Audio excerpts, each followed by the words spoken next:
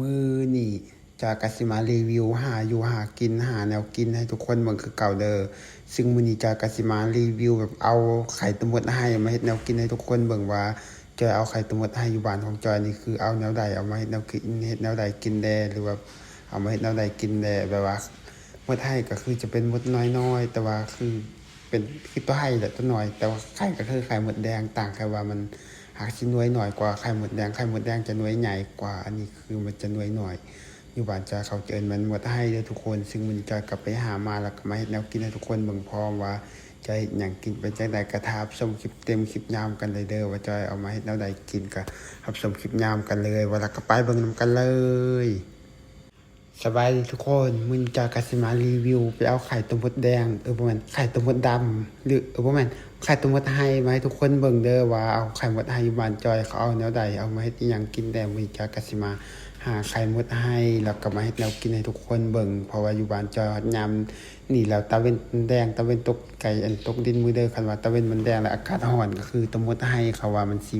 มีไข่หลายแล้วจอยก็สิมาเอาให้ทุกคนเบิ่งว่ามันเป็นแนวใดจังแรกจอยก็มาเลาะหาซอกเบิ่งก่อนทุกคนว่าที่ใดมันมีหังตะมดให้มาวันนี้ก็คือเห็นมีหังหนึ่งแล้วทุกคนหังมันเขาตะมดอันนี้มันก็คือจะเอาใบใหม่หรือว่าเอาขี้ควายขี้งัวอย่างไม้ท้ายหังเลยทุกคนหังตะมดให้นี่จะก็ตัดลงมาแล้วก็ลากลงมาแบบนี้เลยทุกคนอันนี้ก็คือการตัดหางตะมดให้ของจอยเรามาเบิ่งกันแบบไกลๆว่าหางตะมดให้ที่จอยเอามานี่อันมดให้มันเป็นโตจังไดหรือว่าแบบหางมันอยู่แนวใดหางมันก็คล้ายๆแบบหางตัวแตนเลยทุกคนนี่คือหางตัวต่อตัวแตนเลยแม่มันก็สิแม่นแม่น้อยหน่อยดำจังซี่เลยตะมดให้บ่ฮู้ว่าบ้านพวกเจ้ามีคือกันบ่แต่ว่าจอยเคยลงคลิปสั้นไปแล้วหลายคนก็คอมเมนต์ว่าบ้านพวกข่อยก็มีแต่เขาบ่กินกันมันขิวแต่จอยก็บ่ฮู้ว่ามันชนิดขิวมันแม่นชนิดเดียวกันบ่ตะมดให้เพราะว่าตะมดดำเนี่ยมันก็มีหลายชนิดแต่ว่าอันนี้อยู่บ้านข่อยจะเอิ้นว่ามันมดให้เด้อทุกคนเอามาครั้งแรกก็คือเบิ่งจอยมาต่อยเบิ่งมันคือแบบบ่มีไข่เลยแหมตะมดให้อันครั้งแรกนี่จอยก็เลยแบบไปหาต่อหังใหม่ดีกว่าจะก็ต่อยเลยทุกคน ต่อยดงเอานี่คือเอาดงมานำเลยจากกลับมาวันที่2ทุกคนมาวันที่2แล้วบางก็เห็นอยู่ก็โออยู่เรื่องพื้น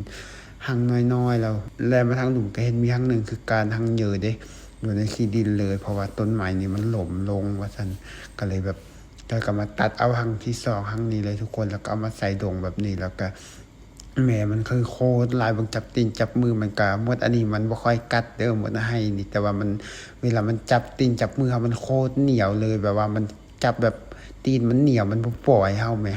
คันเฮาบ่ตะบุยมันออกเฮาเป่ามันก็บ่ปิ้วแหมเพราะว่ามันจับแน่นๆเลยเอามาครั้งที่2นี่จ้อยก็มาต่อยเบิ่งทุกคนไข่ก็คือโคตรหลายเลยเด้ครั้งที่2คือดังที่เห็นนี่แหละไข่โคตรหลายจนข้าวตูรูหังเดียวหน่อยๆสิๆแต่ว่าไข่โคตรหลายจ้อยก็ต่อยวันนี้เราก็ย้ายวันใหม่ต่อยวันใหม่เราก็ย้ายไปเรื่อยๆแบบว่าเฮาก็กวาดเอาวัน หั่งมันออกทุกคนเอาหั่งมันออกแล้วก็เอาขี้ดินเอาอิหยังออกแล้วก็เอาใบใหม่มาใส่ให้ต้นมดมันจับให้แม่มันจับแล้วก็มันจับแล้วก็เอาทิ่มปลายแบบนี้พอสิเอาแต่ไข่มันเด้มันก็คือเอาง่ายแฮงทุกคนมดไทยนี่เนื่องจากว่ามันบ่คือมดส้มมดแดงมดส้มให้มันกัดโคตรเจ็บเลยอีกอย่างมันไปมันก็ขาบหนอนไปตรงมดไทยนี่คือมันไปจะบ่มีการขาบหนอนเลยจอยเอามาจอยก็ ฟัดออกขี้ดินออกขี้เหยื่อออกหั่งมันหั่งหมุนมันเลยทุกคนก็แบบนี้เลยทั้งหมดที่มันออกบ่ไม่เท่ากับพยายามตัดพดตัดใบใหม่มาใส่ให้มันจับแล้วก็เอา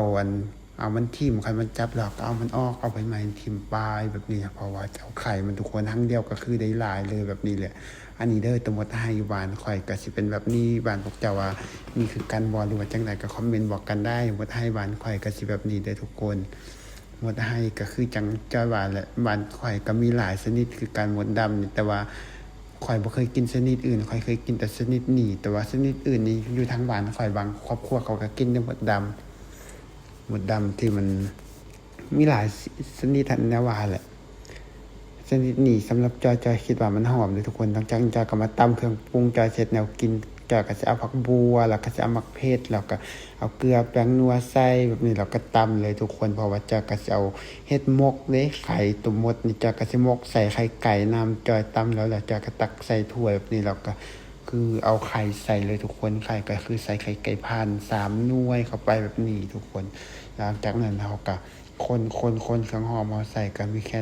ดังที่เห็นนั่นแหละมีผักบัวแล้วก็หมักเพชรแล้วก็พอเลยหลังจากนั้นแล้วก็เอาไข่ต้มมดใส่ไข่ต้มมดจอยเอามาจอยก็บ่ล้างน้ำเลยทุกคนเพราะว่าจอยไปล้างน้ำกระยามันสิรอดเพราะว่าไข่มันโคตรหน่อยมันบ่คือไข่ต้มมดแดงไข่มดแดงมันใหญ่อันนี้มันไข่หน่อยเนื่องจากว่าแม่มันก็น้อยหน่อยสิไปล้างน้ำมันก็คือสิออกหมดว่าซั่นหลังจากนั้นก็เอาตองมาเลยทุกคนเอาตองใส่ในอันซามแบบนี้แล้วจอยก็เอาไข่อันมดแล้วก็ไข่ไก่ที่เราผสมมาแล้วก็ทอกใส่เข้าไปแบบนี้แล้วก็เอาน้ำใส่อีกทุกคนยันน้ำมันสิแห้งน้ำมันสิบ่พอมันสิไฟไหม้ตองว่าซั่นก็เลยต้องเอาน้ำใส่อีกเพราะว่าปกติจอยก็บ่เคยเฮ็ดแนวกินจักเทื่ออันแบบว่าเฮ็ดหมกจังซี่เห็นแต่แม่ของจอยเฮ็ดแล้วเขาใส่จังซี่จอยก็เลยลองเฮ็ดเบิ่งทุกคนแบบไว้ผู้ใดสอนเฮ็ดโดยตัวเองเป็นกินบ่เป็นกินก็มาลุ้นกันหลังจากนั้นแล้วต่อมาก็เอาใส่ไหเลยทุกคนเตรียมสิไปนึ่งเด้เอาใส่ไหมาได้แบบนี้แล้วต่อมาจากกระเกียมดังไฟที่หนึ่งกินเลยทุกคนอันนี้ก็คือดังไฟแบบบ้านเฮาเตาไฟเขาใส่จังซี่เด้อส่วนหลายถ้าเขาจะบ่ค่อยได้ใส่ถ่านก็คือใส่ไหม้แบบนี้เลยทุกคนหลังจากนั้นแล้วก็ไปเอาหม้อหนึ่งมาข้างเกียมที่หนึ่งเลยทุกคนอันนี้ก็สิแบบนี้เด้อ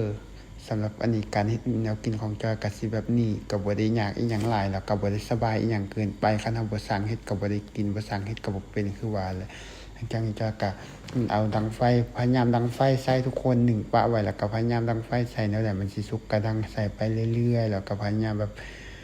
เฮาสินั่งเฝ้านี่มันก็ฮ้อนก็ไปทางนอกโดนๆแล้วมาดังไฟใส่แบบนี้เลยโดนไปสักพักหนึ่งมันก็คือออกอายแล้วมันก็คือไก่จะสุกแล้วล่ะทุกคนแล้วจะกลับมาโป่งเพราะว่ารู้สึกว่ามันน่าจะสุกแล้วต้มผ่านไปเกือบเป็นชั่วโมงพุ่นนะมันก็สุกแล้วแล้วจังก็เอามาใส่ถ้วยแบบนี้แล้วก็ไข่เบิ่งเลยเตรียมสิกินข้าวทุกคนซึ่งแนวกินวันนี้จอยก็คือเฮ็ดตั้งแต่เช้าว่าใส่แล้วได้กินตอนสวยแบบตอนบ่ายเลยไหมเพราะว่าเฮ็ดแนวกินคือว่าแล้วไปหามาแล้วก็มาเฮ็ดแนวกินพร้อมมันก็ใช้เวลาโดนกว่าสิได้คลิปหนึงเราต้องใช้เวลาโดนหลังจากนั้นเอามาซิมเบิ่งมันก็คือจบแล้วหลังจากนี้ก็คือกินข้าวกันได้เลยทุกคนมาได้ทุกคนกินข้าวน้ำกันซึ่งแนวกินของจอยมื้อนี้ก็คือจะหมกไข่มดแดงแล้วก็ไข่ไก่ใส่น้ำกันแบบนี้เลยทุกคนแนวกินก็คือเฮ็ดเองกินเองแซ่บบ่แซ่บมันก็ต้องแซ่บไปก่อนเพราะว่าแนวเฮามักแนวใดเฮาเฮ็ดแนวนั้นเฮามักรสชาติใดเฮาก็เอาใส่แบบนั้นเลยเพราะว่าการกินแบบบ่ได้กินเพื่อแบบว่าให้ตุ้ยให้พีให้ดีให้งามอย่างพวกนี้เฮากินเพื่ออยู่รอดกินแล้วอิ่มแล้วก็ไปเฮ็ดเวียกเฮ็ดงานของเฮาชีวิตบ้านเฮาก็คือแบบนี้แหละชีวิตหาเช้ากินค่ำบ่เฮ็ดก็บ่ได้กินบ่หาก็บ่ได้กินทุกอย่างต้องลงมือเฮ็ดแล้วพบกันใหม่คลิปหน้าเด้อว่าแล้วก็ไปบ๊ายบาย